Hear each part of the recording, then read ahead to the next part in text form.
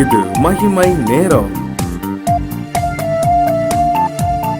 ஆண்டவராகிய இயேசு கிறிஸ்துவின் நாமத்தினாலே மகிமை தொலைக்காட்சி நேயர்களுக்கு என்னுடைய வாழ்த்துதலையும் வணக்கத்தையும் தெரிவித்துக் கொள்கிறேன்.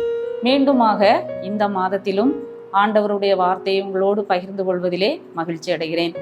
இந்த நாளிலும் இந்த காலை வேளையிலே நாம் தியானிக்கும்படியாக தெரிந்து கொண்ட வேத வசனம் எண்ணாகமம் 11ஆம் அதிகாரம் 23ஆம் வசனம். எண்ணாகமம் 11ஆம் அதிகாரம் 23ஆம் வசனம்.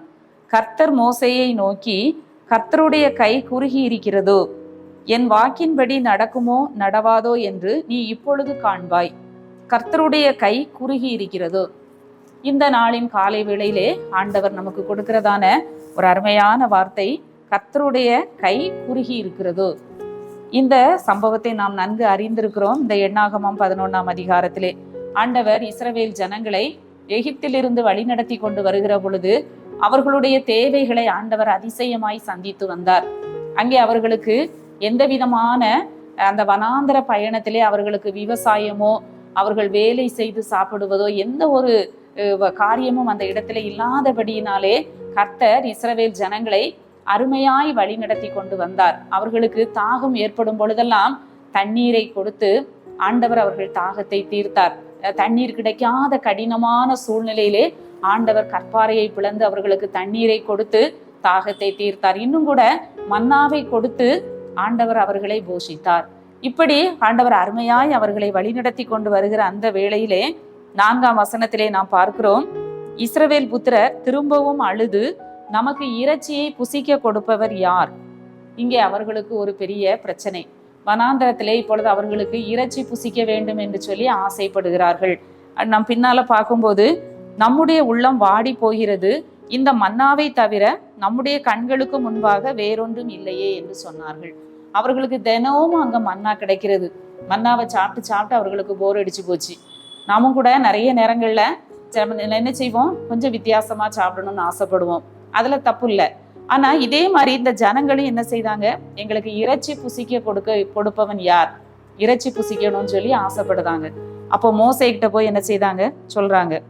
அப்போ மோசே பயப்படுதாரு, ஆண்டவரே இந்த ஜனங்கள் எல்லாருக்கும் இறைச்சி எங்கே இருந்து வரும், எனக்கு இறைச்சி கொடு என்று என்னை பார்த்து அழுகிறார்கள். இந்த வனாந்திரத்துல இத்தனை ஜனங்கள், கிட்டத்தட்ட காலாட்கள், பின்னால நம்ம வாசிக்கிறோம், காலாட்கள் மட்டும் 6 லட்சம் பேர்னு சொல்லி நம்ம வாசிக்கிறோம்.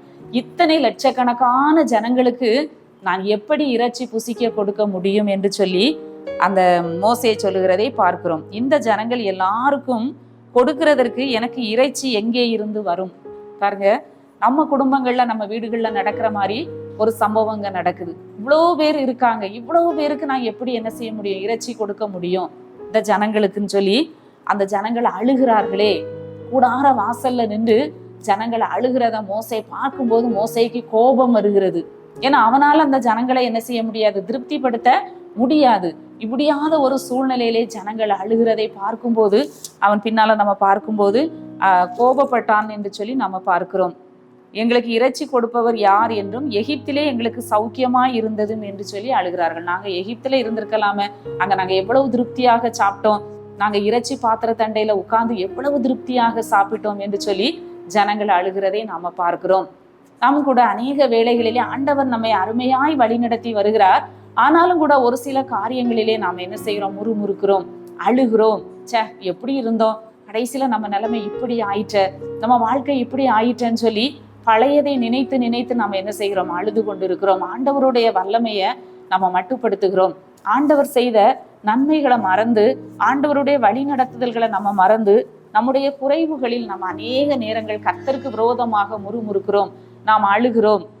இப்படி ஆண்டவருடைய செவிகள் கேட்க ஜனங்கள் அழுகிறதை நாம பார்க்கிறோம். அது மோசேக்கு கோபம் வருகிறது.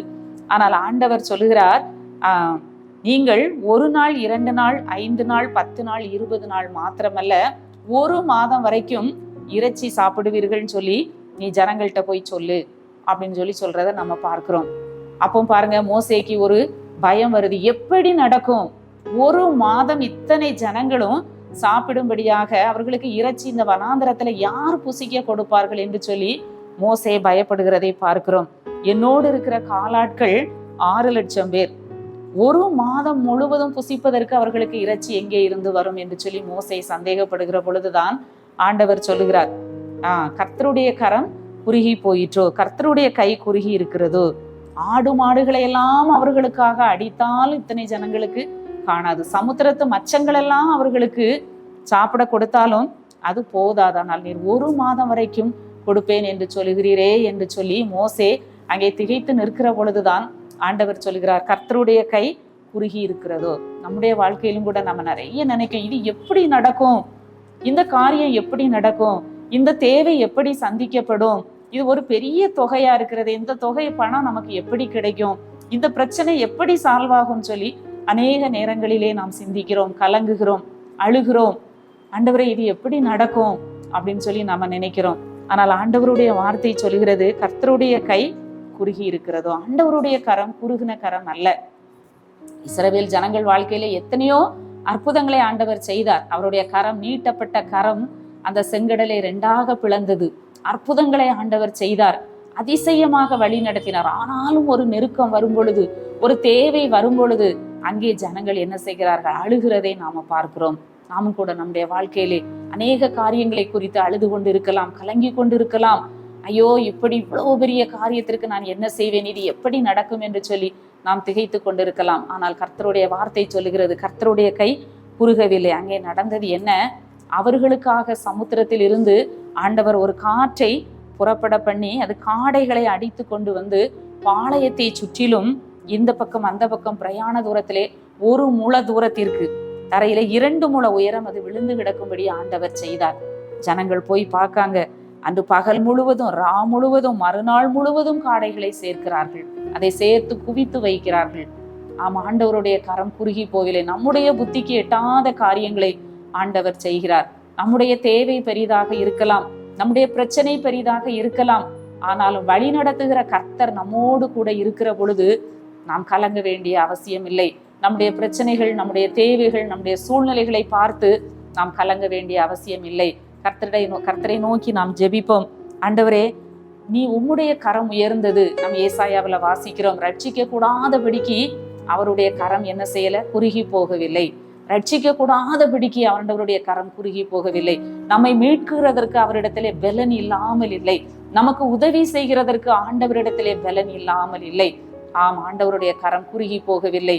அந்த ஜனங்களுக்கு ஆண்டவர் ஒரு பெரிய அற்புதத்தை செய்து மோசேயே ஆச்சரியப்படும்படியாக ஆண்டவர் பெரிய காரியத்தை செய்தார். நம்முடைய வாழ்க்கையிலும் கூட அப்பேற்பட்ட காரியத்தை செய்ய தேவன் வல்லவராக இருக்கிறார்.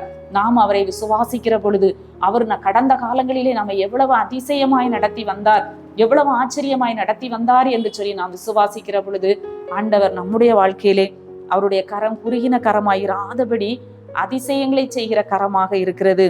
இன்னும் கூட 104ஆம் சங்கீதத்திலே நாம பார்க்கிறோம், அந்த 27, 28ஆம் வசனத்திலே பார்க்கிறோம், ஏற்ற வேளையிலே ஆகாரத்தை தருவீரென்று சகல மிருக ஜீவன்களும் அவரை நோக்கி காத்திருக்கும். நீர் கொடுக்க அவைகள் வாங்கி கொள்ளும். நீர் உம்முடைய கையை திறக்க அவைகள் நன்மையால் திருப்தியாகும். ஆண்டவர் அவருடைய கரத்தை திறக்கும் போது, அவருடைய கையை திறக்கும் போது அந்த ஜீவன்கள் எல்லாம் நன்மையால் திருப்தி ஆகுமா? அந்த ஜீவன்களுக்கே, காட்டு ஜீவன்களுக்கே, அந்த உயிரினங்களுக்கு ஆண்டவர் கையை திறந்து நன்மை செய்வார் என்று சொன்னால், அவருடைய பிள்ளைகளாகிய நமக்கு அவருடைய கையை திறந்து அவர் நமக்கு நன்மை செய்வது அதிக நிச்சயம் அல்லவா? இந்த காலை வேளையிலே ஆண்டவருடைய முகத்தை நோக்கி பார்ப்போம். எங்களை நேசிக்கிற நல்ல ஆண்டவரே, இந்த நாளின் காலை வேளைக்காக உம்மை துதிக்கிறோம், உம்மை ஸ்தோத்தரிக்கிறோம்.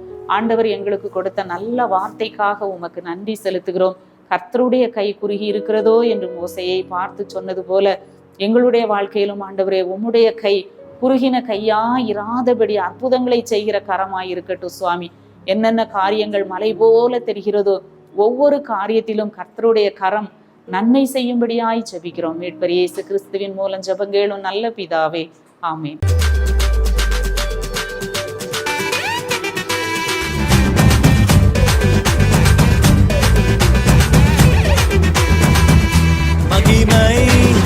மகிமை